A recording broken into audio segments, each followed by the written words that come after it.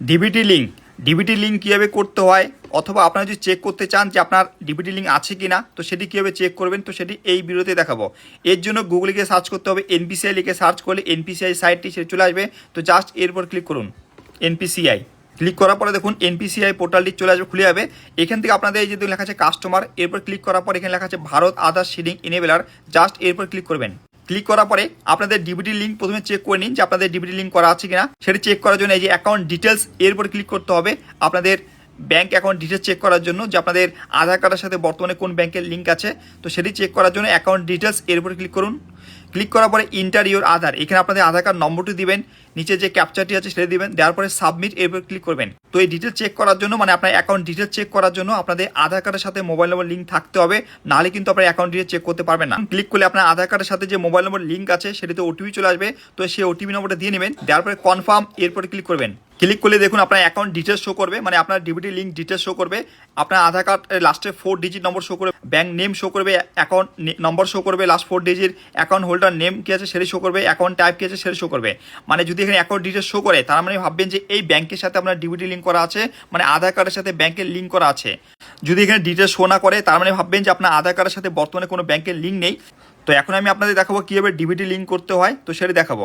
আরেকটি কথা বলি, যদি আপনারা চান তো এই যে এখানে আপনার যে অ্যাকাউন্ট নেম আছে, তো সেই অ্যাকাউন্ট নম্বরটাকে চেঞ্জ করতে চান, আপনি অন্য কোনো ব্যাংকে ট্রান্সফার করতে চান, মানে ডিবিটি লিঙ্ক করতে চান, তো সেটি কীভাবে করবেন, তো সেটি করতে পারেন। তো সেটি কীভাবে করবেন সেটা দেখাবো। এর জন্য আপনাদের এই যে লেখা আছে আধার সিডিং স্ল্যাশ ডি সিডিং, এরপরে ক্লিক করুন। ক্লিক করার পরে দেখুন লেখা আছে request for Aadhaar seeding slash D seeding.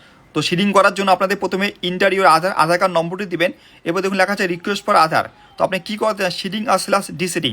Seeding মানে কি, আপনার আধার কার্ডের সাথে ব্যাংকের অ্যাকাউন্টকে লিঙ্ক করাকে সিডিং বলে, আর ডিসিডিং করা মানে হচ্ছে আপনার আধার কার্ডের সাথে যে ব্যাংক অ্যাকাউন্ট লিঙ্ক আছে সেটিকে সরিয়ে দেওয়া, মানে আপনি চাচ্ছেন যে আপনার আধার কার্ডের সাথে কোনো ব্যাংকের লিঙ্ক না করাতে, সেক্ষেত্রে ডিসিডিংয়ের উপর ক্লিক করবে, ডিটেলস ফিল আপ করতে হবে।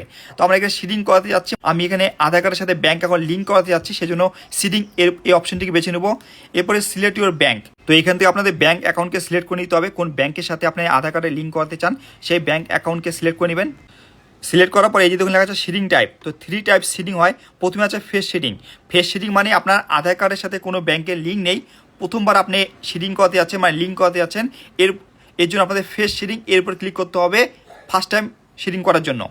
আর 2 নম্বর যে অপশনটি আছে movement, same bank with another account.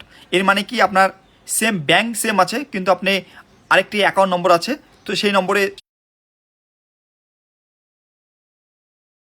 আর 3 নম্বর যে অপশনটি আছে movement from one bank to another bank, মানে আপনার সেন্ট্রাল ব্যাংকে আছে এবং আপনি চাচ্ছেন যে স্টেট ব্যাংকে লিঙ্ক করাতে, ডিবিটি লিঙ্ক করাতে, সেক্ষেত্রে 3 নম্বর অপশনটি টিক করে নেবেন। তো আপনারা যেটি করতে চান সেটিকে সিলেক্ট করে নেবেন। তো আমরা এখানে ব্যাংক চেঞ্জ করবো ফ্রম 3 নম্বর অপশনটি যেটি আছে one bank to another bank, তো সেটিকে সিলেক্ট করে নেবো 3 নম্বর অপশনটি।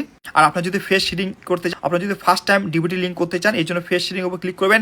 ক্লিক করার পর অ্যাকাউন্ট নম্বর, এখানে অ্যাকাউন্ট নম্বরটি দিবেন, আর কনফার্ম অ্যাকাউন্ট নম্বর করবেন, নিচে বক্স টিক করবেন, এরপর নিচে যে ক্যাপচারটি আছে সেটা দিবেন, তারপর সাবমিট এরপর ক্লিক করবেন। আর এরপর দেখুন টার্মস অ্যান্ড কন্ডিশন কিছু আছে, সে নিচে আসুন একটু, আসার পর এখানে এগ্রি অ্যান্ড কন্টিনিউ, জাস্ট এরপর ক্লিক করতে হবে। ক্লিক করার পরে আপনার আধার কার্ডের সাথে যে মোবাইল নম্বর লিঙ্ক আছে সেটাতে ওটিপি চলে আসবেন, ওটিপি নম্বরটা দিয়ে নেবেন, দেওয়ার পরে কনফার্ম এরপর ক্লিক করবেন।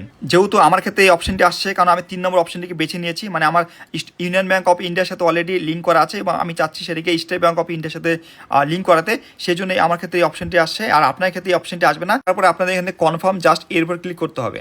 ক্লিক করলে আপনার ডিবিটি লিঙ্ক হয়ে যাবে এবং আপনি যদি চাচ্ছেন যে ব্যাংকে চেঞ্জ করাতে, সেই ডিটেলসটি চেঞ্জ হয়ে যাবে। তো এইভাবে খুব সহজে বাড়িতে বসে আপনারা ডিবিটি লিঙ্ক করতে পারেন, অথবা আপনাদের অ্যাকাউন্ট ডিটেলসকে চেক করতে পারেন যে বর্তমানে আপনার আধার কার্ডের সাথে কোন ব্যাংকের লিঙ্ক আছে বা ডিবিটি লিঙ্ক আছে।